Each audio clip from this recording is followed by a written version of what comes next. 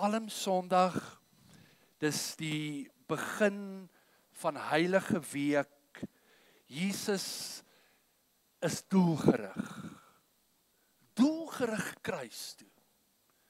Die skrif sê, hy het sy kop in die rigting van Jerusalem gedraai. En het besef, it's time. En dis Debbie McDaniel wat hierdie woorde skryf en vanmôre gaan ons met mekaar praat oor the rope of hope.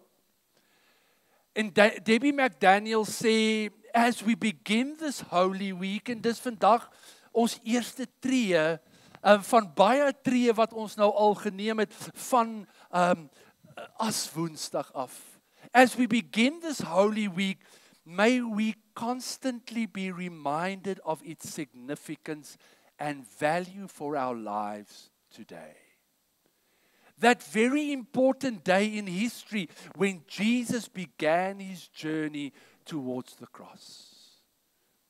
Yet maybe in the midst of our busy lives, or in all the upcoming thoughts about Easter, the real meaning of it may eventually unintentionally get missed. His word reveals such great truths in every part of this journey, truths that draw us closer towards Christ, reminding us that He alone is King. En mag hierdie week, hierdie heilige week, mag ek en jy net weer tot stilstand kom en elke dag net ervaar dit wat gebeur het totdat Jesus by daardie aansluiting gekom het van die kruis.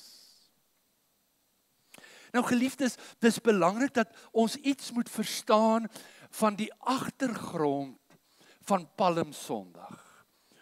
Boonbehalwe die intog van Jesus in Jerusalem, het dit opgebou na die Passover fees toe, die Pesach. En hierdie fees was elke jaar en word nog steeds deur die Jode onderhou as die fees van die ongesuurde brood. En dit het gegaan oor die verlossing van God se volk uit Egipte. En ek en jy ken die agtergrond, maar laat ek dit net vanmôre verduidelik. Elke jaar moes die volk weer daardie groot verlossing onthou, en dit met die fees van die ongesuurde brode, die Passover. En elke jaar moes die volk dit onthou deur weer eens 'n lam te offer.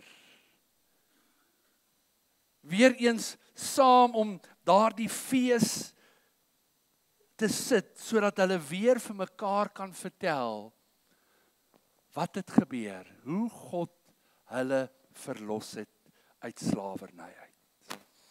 En ons weet, dit was deur die feit dat daar bloed van daardie lam aan die deurposte van hulle huise gesmeer is, en in daardie verskriklike nag, toe die doodsengel deur Egipte getrek het, was elke huis gespaar waar die bloed aan die deurposte gesmeer was.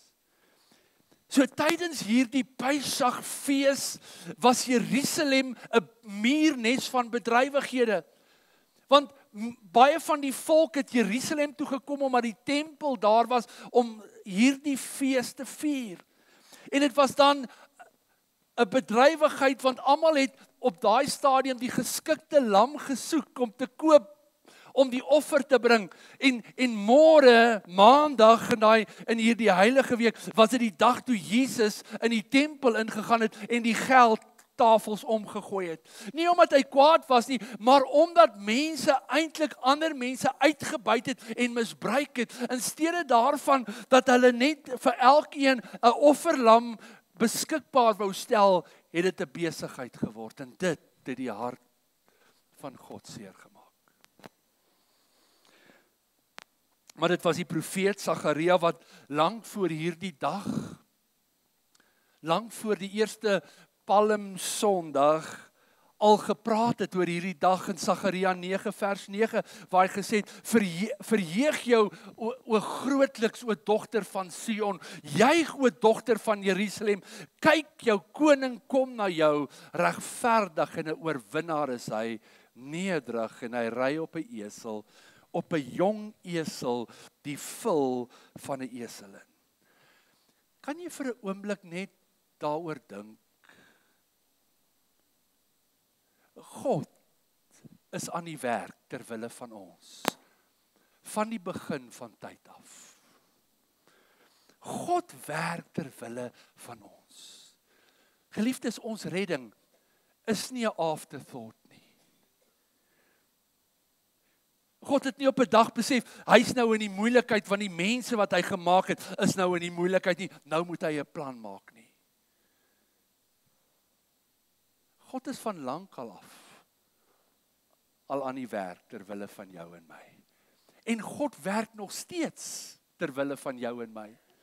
Dink vir 'n oomblik dat die skrif sê dat Jesus op hierdie oomblik aan die regterhand van die Vader staan en wat doen hy? Hy tree vir ons in.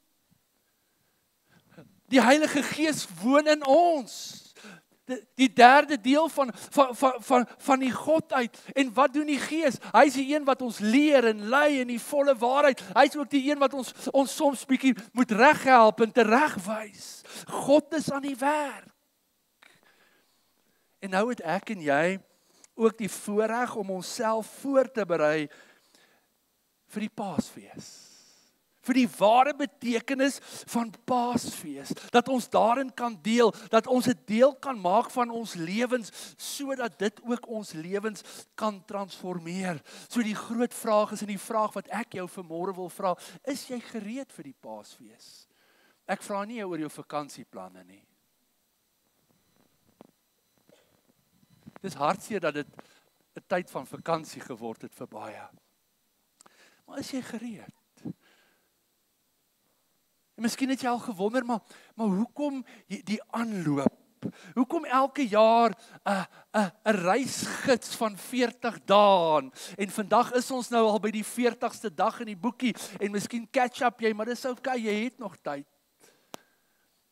Hoekom hierdie lentreis? Hoekom 'n tyd van een kant kom, 'n tyd van aflegging, 'n tyd van so bietjie uit die gewoel en uit die gerad uitkom, om net so bietjie jou kop en jou hart skoon te maak vir dit waaroor dit gaan. Want ons berei ons voor. Ons bring onsself in gereedheid vir hierdie wonderlike fees. En ons hou nie fees ter wille van fees nie. Ons herdenk dit wat Jesus Christus vir ons kom doen het. Ons herdenk die feit dat God aan die werk is vir ons.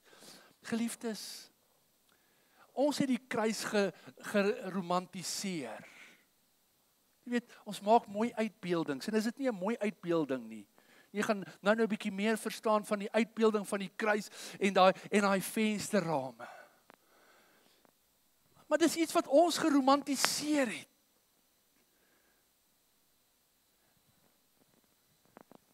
Maar in Jesus se dag was die kruis niks om oor gemaklik, gelukkig of opgewonde te wees nie. Die kruis was 'n nare herinnering.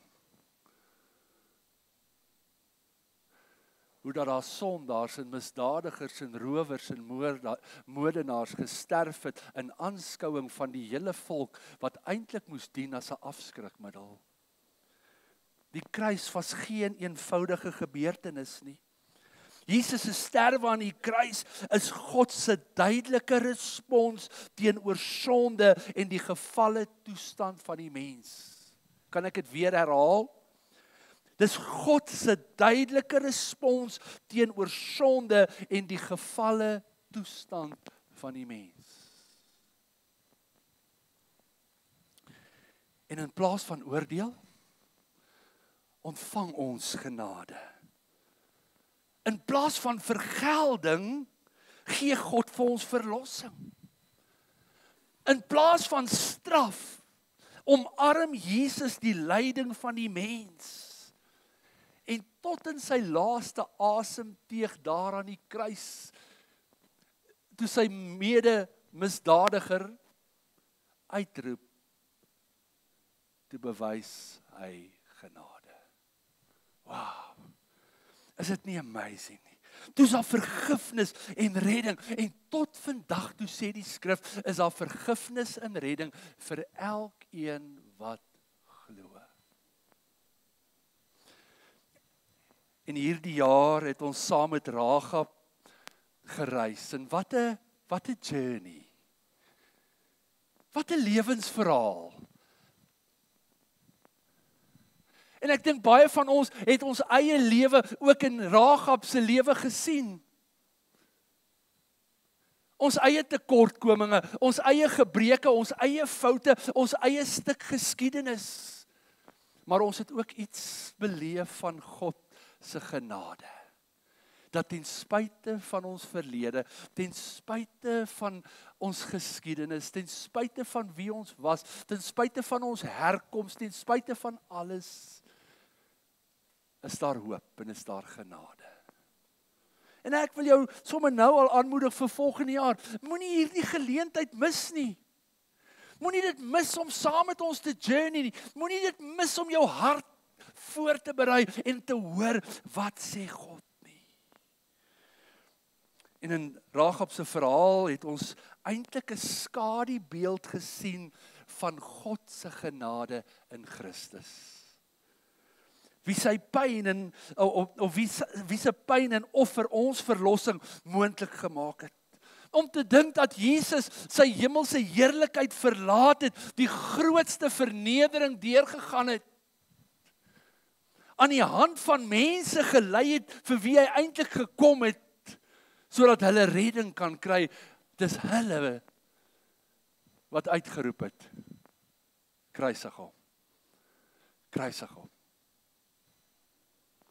Dis terwille van hulle wat hy aan die kruishout van Golgotha vasgenaal is. Hy wat die lam sonder vlek en rimpel was. Hy wat onskuldig was, word veroordeel en as 'n misdadiger behandel. Hy word deurboor, hy word verbrysel. Petrus skryf, wanneer hy praat oor ons redding, dan sê hy, ons is nie met verganklike goed soos goud en silwer gekoop nie. Ons is duur gekoop deur die kosbare bloed van Jesus Christus. Is jy dankbaar vanmôre vir die bloed van Jesus? Dis nie 'n mooi verhaal. Dis nie net iets waaroor ek en jy, die Engels het 'n mooi woord, reminisce nie. Ek weet nie wat dit is in Afrikaans nie. Dis nie net 'n mooi storie nie. Dit vergelyk nie met ander stories nie. Ek wil nie eens die woord storie gebruik nie. Dit vergelyk nie met ander nie. Dis uniek in die feit dat God sy seun gestuur het om vir ons te kom sterf. Dis uniek in die feit, as ek nou weer jou kan terugvat na hierdie speeltjie toe. Nou jy, weet nie waar is joune nie. Myne sien ek het al geval in 'n hoekie weg. Maar is okay. Soms is ons ook maar gekraakte beeltjies hier binne. Maar wanneer ek hieraan dink en ek dink aan my eie lewe en ek dink aan God se genade,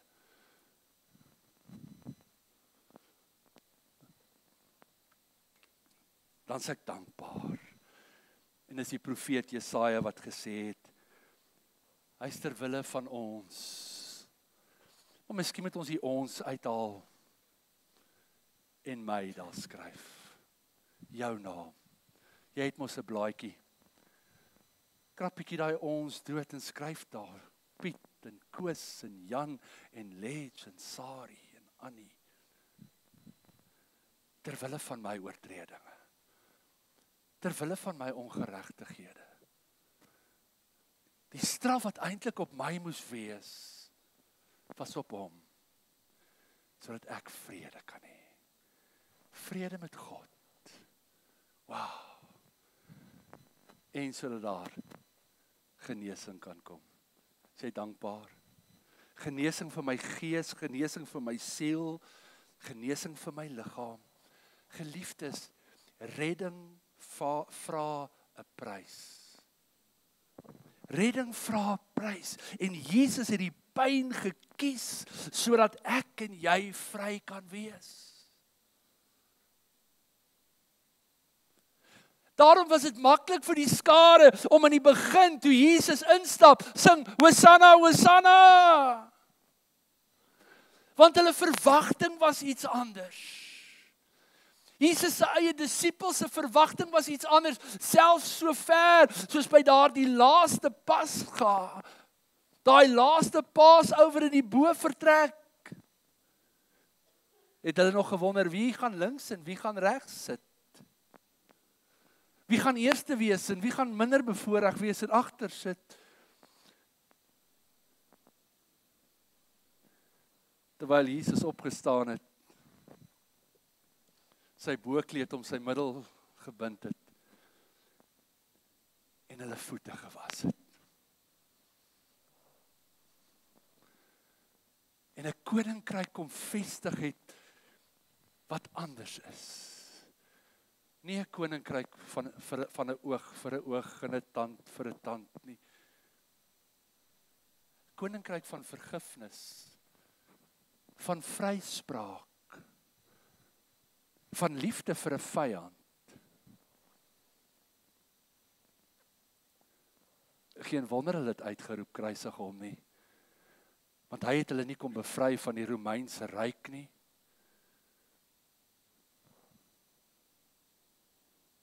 Hy het hulle kom bevry van hulle self.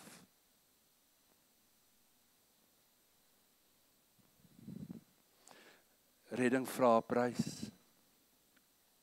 Jesus het die pyn gekies sodat ons vry kan wees. Sy keuse was die pad van die kruis, die enigste weg tot redding. In daardie pyn het hy onmeetlike groot hoop gebring vir die mens. En sy lyding het eintlik die deur oopgemaak sodat elkeen van ons die ewige lewe kan beerwe. Dat ons kan deel word van sy ewige koninkryk, sy hemel. Wow, is dit nie amazing nie? En in die week toe ek weer hieroor dink, toe dink ek, hoe dikwels is ons ingesteldheid op God en ons verlossing eintlik net tydelik en materieel.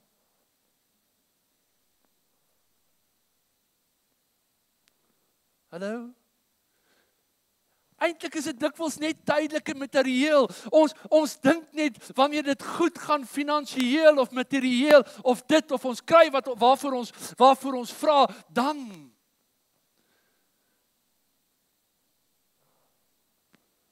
daar's soveel meer. Dit is nie vir hierdie lewe alleen nie, want wat sê Paulus, as ons net vir hierdie lewe op Christus hoop, is ons die ellendigste van alle mense. En dis Rahab se verhaal wat ons kom bewus maak het van die realiteit van haar onderliggende pyn wat deel vorm van haar geskiedenis. En hoe dat God ten spyte daarvan haar gebruik. Want daar was 'n belangrike element. Geloof. Ek dink nie sy het eers mooi verstaan dis geloof nie. Sy het net gehoor van hierdie God. Sy het besluit, hierdie God, dis die God vir my. Ek en jy het soveel meer. Ek en jy het soveel meer. So laat my toe vir 'n paar oomblikke, om jou weer net terug te vat daar na Rahab se huis toe. Ek wil by 2 elemente stil staan. Die eerste een is die venster. Daarom die uitbeelding. Rahab se huis het 'n venster gehad. Ek weet nie of hy baie vensters gehad het nie, maar hy het 1 venster gehad, want hierdie venster word uitgelig in die skrif, want dis die venster waardeur sy die verspieders laat afsak het. waar sy toegelaat het dat hulle ontsnap van die koning van Jerigo en sy soldate. Maar dit was ook die venster waaraan sy die rooi tou vasgemaak het. Die rooi tou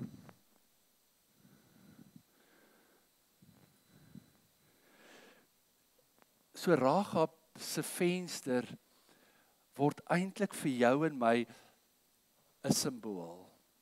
Eerstens van ontsnapping vir die verspieders, maar ook vir Rahab van haar ou lewenswyse. Ek het mos een keer gesê by een van hierdie geleenthede, ek wonder hoeveel keer het Rahab in haar lewe by daai einste venster uitgekyk oor daai vlaktes en vir haarself gevra, is daar nie meer aan die lewe as hierdie lewe nie? My lewe, my bestaan. So hierdie venster van Rahab word 'n simbool. Dit word 'n simbool van ontsnapping vir die verspieders, maar ook vir Rahab van haar ou leefwyse. Maar nie net daar nie, ook vir haar familiesin. Dit word ook 'n simbool van 'n nuwe lewe.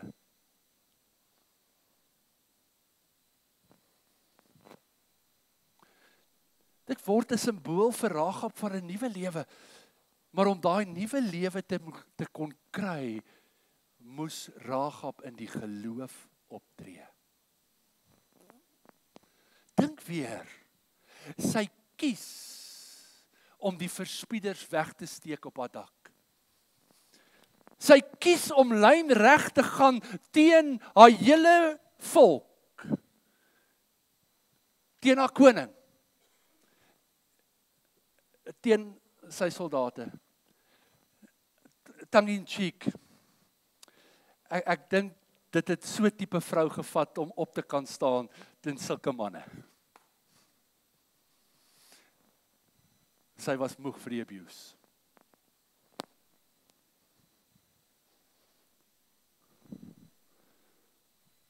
Sal jy daaroor gaan dink? 'n Simbool van 'n nuwe lewe. Maar geliefdes, Rahab se venster nooi ons ook vandag uit om ons eie venster in die geloof oop te maak.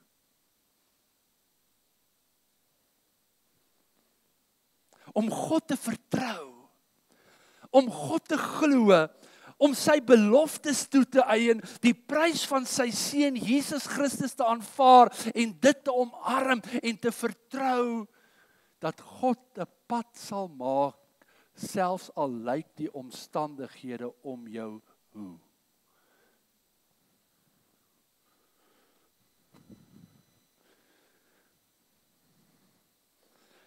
So kan ek jou vanmôre vra, wat is die venster van geloof wat jy vandag moet oopmaak?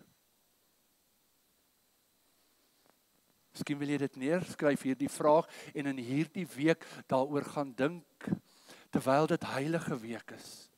Terwyl ons harte voorberei in hierdie week vir die Paasfees, vir Goeie Vrydag en opstanding. Terwyl jy dalk vanmôre net deur daai venster kyk na die kruis.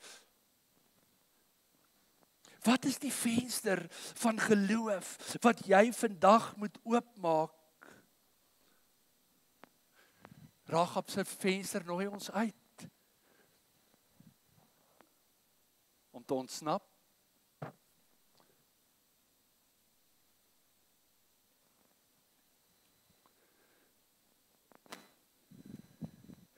Maar dit nooi ons ook uit na 'n nuwe lewe. 'n Nuwe lewe in Christus. 'n Nuwe lewe in Christus. Maar daar was nie net 'n venster nie. Daar was ook 'n deur. Vanmôre het jy deur 'n deur gestap in hierdie kerk in. Elke dag van jou lewe stap jy deur baie deure.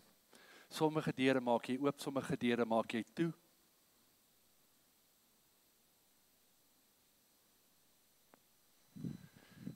Ons het al geleer hoe om deure toe te sluit ook. Maar luister wat sê Josua 2 vers 19. Die verspieders gee vir Rahab 'n opdrag nadat sy met hulle genegotiate het. Dis okay as ek gered word, maar wat van my familie? En ek wil graag daarby uitkom oor 'n paar minute. En dan sê die verspieders vir haar, Josua 2 vers 19. Elkeen wat dan uit die deur van jou huis buite toe gaan, die se bloed sal op sy hoof wees.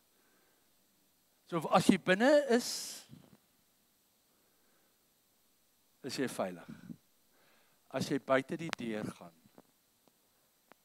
sal jou bloed op jou hoof wees. En dan is ons onskuldig, maar elkeen wat by jou in die huis sal wees, die se bloed sal op ons hoof wees, ingeval 'n hand teen hom is. Hierdie is eintlik profetiese woorde waaroor ons nou nie vanmôre gaan praat spesifiek nie. Luister daarna. Elkeen wat in is. So Rahab se huis het nie net 'n venster wat 'n skadubeeld is nie. Ook die deur van haar huis. Hierdie deure staan as 'n simbool van beskerming, nie net vir Rahab en haar familie nie, maar daar is 'n groter verlossing waarna hier verwys word. Deur die mense in haar huis agter die deur toe te maak, was eintlik 'n tree en 'n stap van gehoorsaamheid van Rahab se kant af. Ek het nogal gewonder hoeveel oortuiging dit geneem het om Rahab se familie in die huis te kry. Maar dankie Here, hulle het besluit om gehoor te gee. Maar hierdie deur was nie net 'n fisiese beskerming vir hulle nie. Dit herinner ons, en ons het vroeër vanmôre daaroor gepraat, dit herinner ons aan Eksodus 12. Dink weer aan die volk in die uittog, en voor daardie uittog moes hulle die bloed waar aansmeer aan die deurposte, en dan sê Eksodus 12 vers 22 hierdie woorde, en dit was God se woorde aan Moses, maar niemand van julle mag uit die deur van sy huis uitgaan nie.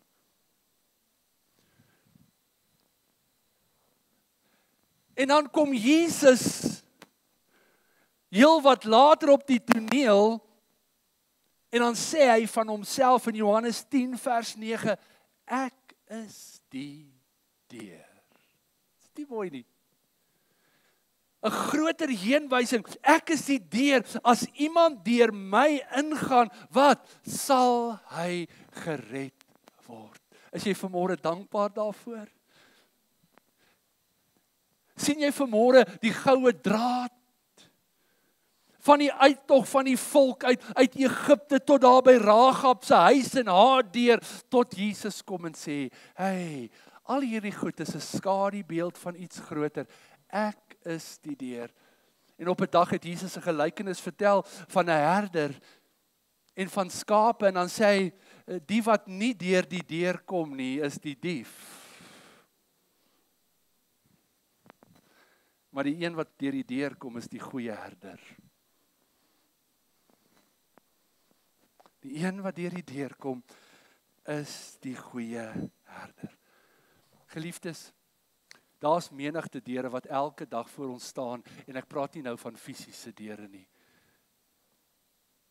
Daar's deure vol versoeking, daar's deure van misleiding, deure wat ons probeer wegtrek, weg van ons ware redding af, weg van 'n lewe van oorvloed, wat in Christus alleen te vind is. Die verspieder sê duidelik vir Rahab, as iemand buite hierdie deur is hy buite die beskerming. Dan is sy bloed op sy eie kop. Maar as hy binne in hierdie huis is, agter hierdie deur, waar is sy bloed op ons hoof? Sien jy die groter prentjie, die profetiese woord? Jesus sê ek is die deur. As jy binne in my is, sal jy gered word. Waardeur? Deur sy bloed. Sy bloed van beskerming. Geliefde, Jesus is ons beskerming. En ek en jy kan nie wegbeweeg van daardie beskerming af nie. Om die deur van genade te verlaat is om weg te beweeg van die beskerming en redding wat Jesus bied. Daarom kom waarsku die Hebreërs skrywer vir ons, en ek het dit sommer uit twee vertalings gevat, Hebreërs 2, net omdat dit makliker is. Hy sê, ons moet wat ons gehoor het, nie so ligtelik opneem nie. Ons moet ernstig daaroor wees, sodat ons nie dalk op die verkeerde pad beland nie. Hy sê, want hoe sal ons ontvlug, as ons rug op hierdie groot saligheid draai? Jesus het self hierdie waarskuwingsgerig. Jesus het self daarvan met ons gepraat. Geliefdes, is jy binne die veilige ruimte van Jesus se genade en sy beskerming? Of waag jy dit uit buite sy wil?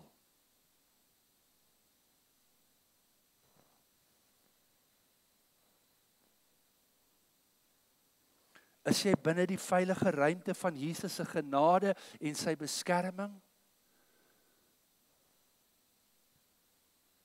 Of het jy uitbeweeg? Jou eie deur oopgemaak? Jou eie kop begin volg? Gemaklik begin raak in hierdie wêreld waarin ons leef?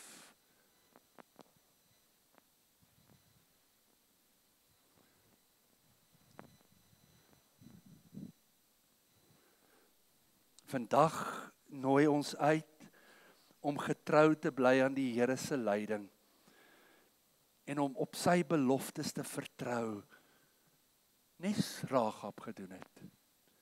En sy het eintlik geen bewys gehad behalwe die woorde van die verspieders nie.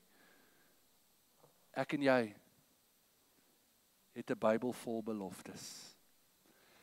En ek en jy het nog die laaste hoofstuk ook van hoe dit alles gaan uitspeel. Maar het jy agtergekom hoeveel mense, en ek praat nou van gelowige mense, het al hoe verder wegbeweeg van God se beskerming, van sy kruis, van sy kruisboodskap. Ons hoor dit nie meer nie. Ek wil jy moet 'n bietjie 'n oefening gaan doen, maar ek wil eintlik nie jy moet die oefening doen nie, want jy gaan skrik en dit gaan net jou tyd opneem. As jy gaan kyk bietjie na hoeveel goed jy sien op YouTube van mense wat preek, wat lankal nie meer oor die kruis spreek en oor die bloed nie. Dit gaan net oor 3 stappe om jouself te verheerlik, jouself te verryk.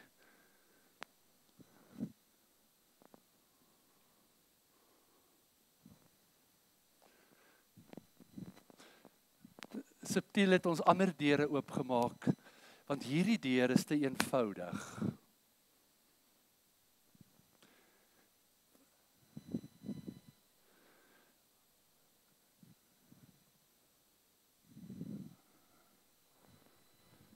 Geliefdes, daar's 'n aanslag op dit wat ek en jy glo.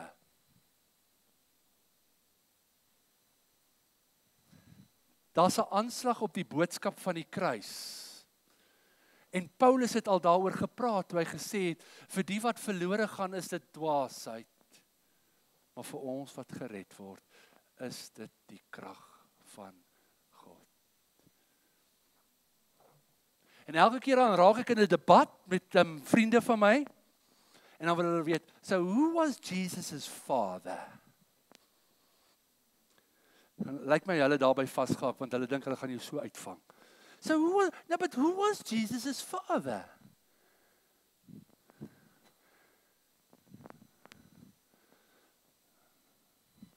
Ons brein is te klein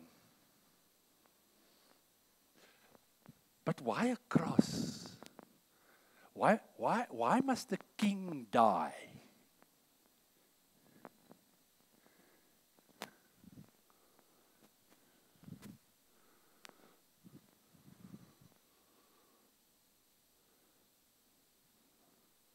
Hy moet sterf, hy moes sterf, sodat ek en jy vry kan wees. Die Hosanna gedeelte is die maklikste gedeelte. Die Rahab gedeelte is die moeilike gedeelte om te glo en in geloof op te tree. Ek moet klaarmaak. Geliefdes,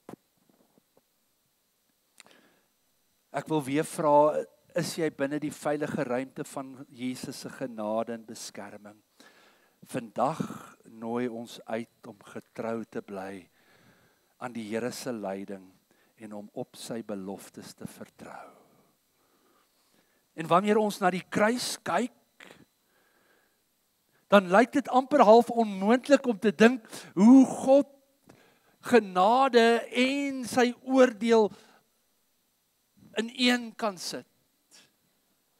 Hoe was God genadig aan Rahab en hoe het hy nog steeds die mense van Jerigo laat omkom? En die antwoord lê in wie God is. Hy's beide genadig en hy's regverdig. Maar God het die pad gebaan in Jesus Christus en in sy kruis. Maar luister net vir 'n oomblik, wat sê God vir Moses daar in Eksodus hoofstuk 34. En terwyl hy by Moses verby beweeg, het hy uitgeroep, ek is die Here, ek is 'n God wat barmhartig en genadig is, ek het geduld met mense, ek is lojaal, ek bly getrou, ek bly vol liefde oor al die geslagte, ek vergeef alles wat hulle verkeerd gedoen het. Maar ek laat die sonde nie ongestraf verbygaan nie. En hierdie laaste gedeelte is die moeilike gedeelte. Ek straf selfs die kinders tot in die 3de en die 4de geslag daarna vir die sonde wat hulle voorouers gedoen het. En dit klink na 'n harde woord. En dit is nie asof God nou jou kinders straf oor jou sonde nie, maar ek wil vanmôre sê baie kinders en kleinkinders ly onder hulle ouers en grootouers se verkeerde besluite en se sonde en se leefstyle. Sal jy daaroor gaan dink?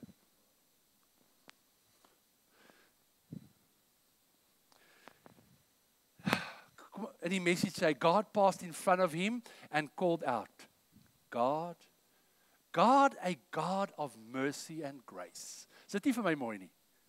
Dit is vir my mooi.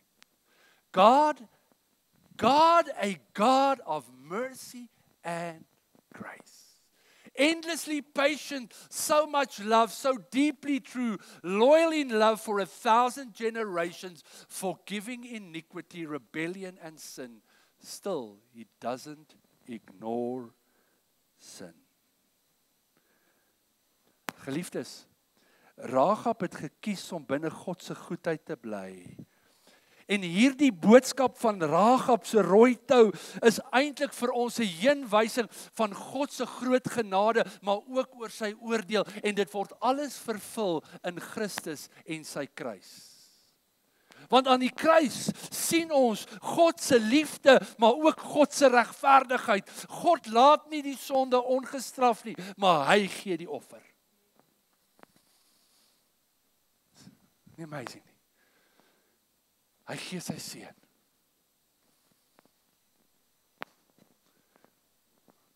Want hy kan nie die sonde laat ongestraf bly nie. Maar hy gee die offer. En dan kom Paulus en hy vertel vir ons hoe hierdie balans werk. Uit die message uit. Hy sê, just as one person did it wrong, and got us in all this trouble with sin and death, another person did it right, and got us out dit nie mooi nie?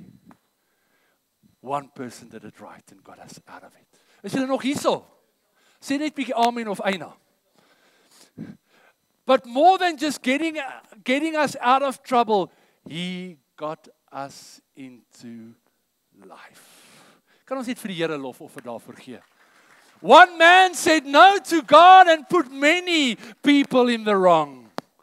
One man said yes to God and put many in the right. Kan ek net vir jou vers 20 en 21 ook lees? But sin didn't and doesn't have a chance in competition with the aggressive forgiveness we call grace.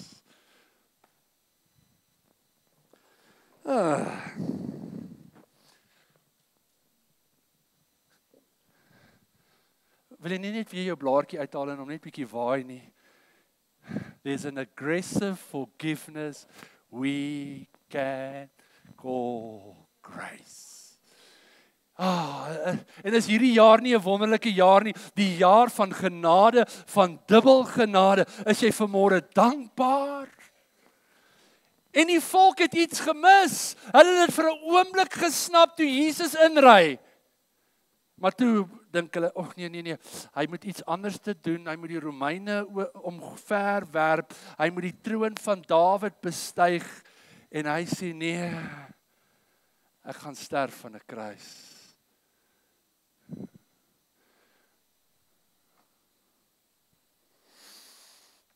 Okay. So, kom ek maak klaar gaan die res los. So vandag kom maak God opnuut vir jou en my die venster en die deur van genade oop. Op hierdie Palm Sondag, die begin van hierdie heilige week, kom maak God weer vir jou en my die venster en die deur van genade oop.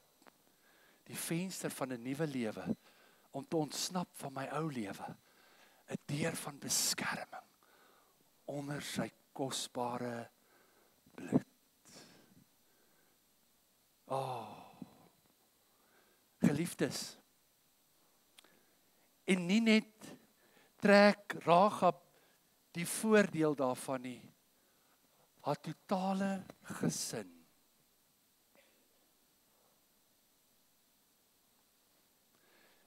En in Jesaja 53 waar daar gepraat word oor Jesus wat verbrysel sal word en gebreek word en word daar ook gepraat oor sy nageslag, sy nakroos. Hier sit ons.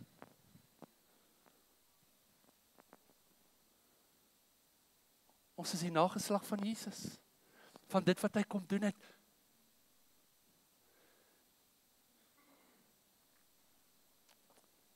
En dit nooi jou en my ook uit. Oor ons eie nalatenskap. Ons eie legacy. Wat gaan ons los?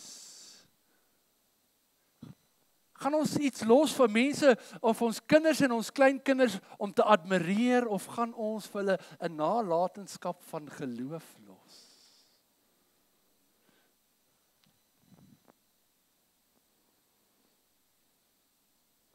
Ons vertroue in God.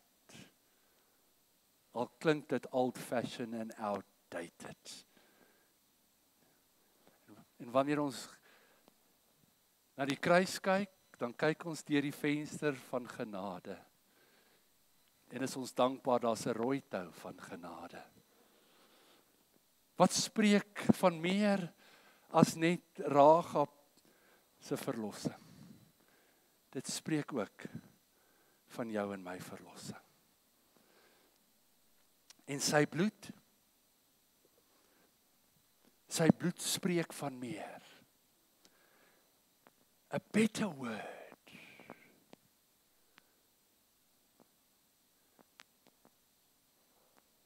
Sy bloed het gevloei vir ons sonde.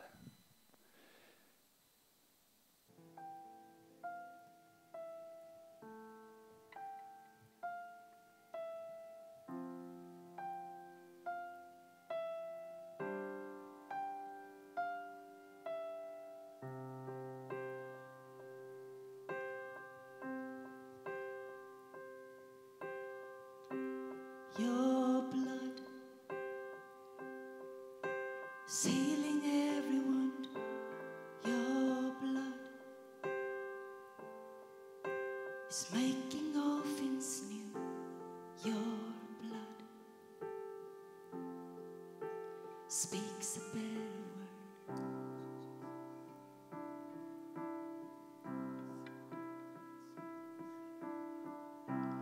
Your blood, the measure of my worth. Your blood, more than I deserve. Your blood speaks a better word. Speaks a better word. It's singing out with love. It's shouting down the lies. It echoes through the night. The precious blood of Christ speaks a better word. Speaks a better word. Your blood, a robe of righteousness. Your blood, my hope and my defense. Your blood forever covers me. Forever covers me. It's singing out with love. It's shining down the lies. It echoes through the night. The precious blood of Christ speaks a better word. Speaks a better word. It's calling out my name. It's breaking every chain. It's making all things right. The precious blood of Christ speaks a better word. Speaks a better word.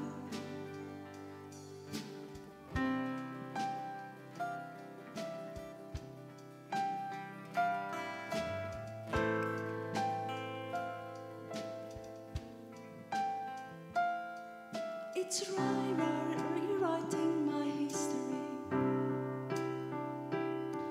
It covers me with destiny. It's making all things right. The precious blood of Christ. It's rewriting my history. It covers me with destiny. It's making all things right. The precious blood of Christ. It's rewriting my history. It covers me with destiny. It's making all things right. The precious blood of Christ. Oh, it's rewriting my history. It covers me with destiny. It's making all things right. The precious blood of Christ. Oh, it's rewriting my history.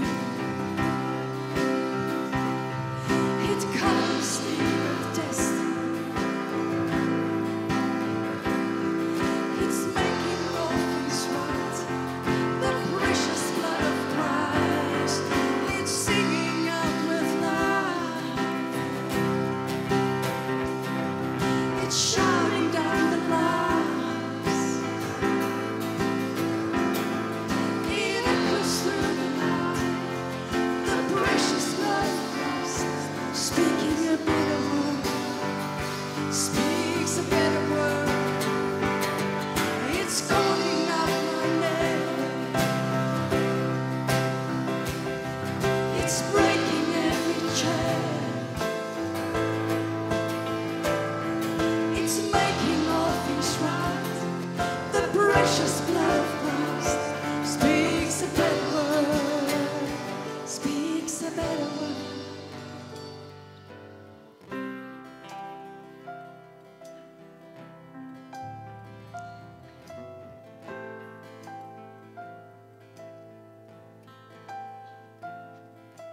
Kan ons nie dit saam sing? It's rewriting my history. Kan jy dink waar sou ek en jy gewees het as dit nie was vir die bloed nie? As dit nie ons kom vrymaak het en ons lewens kom nuut maak het nie. As ons dalk nog onder die vloek moes wees van ons oupas en ons oumas en ons paas en ons maas. Sal jy saam met my staan en dan verklaar ons dit net saam. It's rewriting. It's rewriting my history. Thank you, Jesus. It covers me with destiny. It's covering. It's making all things right. The precious blood of Christ. It's rewriting my history. Oh yes, you are. It covers me with destiny. It's making all things right. The precious blood of Christ. It's rewriting my history. It covers me with destiny. It's making all things right. The precious blood of Christ. Oh, it's rewriting my history. It covers me with destiny. It's making all things right. The precious blood of Christ. It's singing out with life. It's shouting down the lights. It echoes through the night. It echoes through the night. The precious blood of Christ speaks a better word. Speaks a better word. It's calling out my name. Hallelujah. It's breaking every chain. It's making all things right. This precious blood of Christ speaks a better word. Speaks a better Speaks a better word.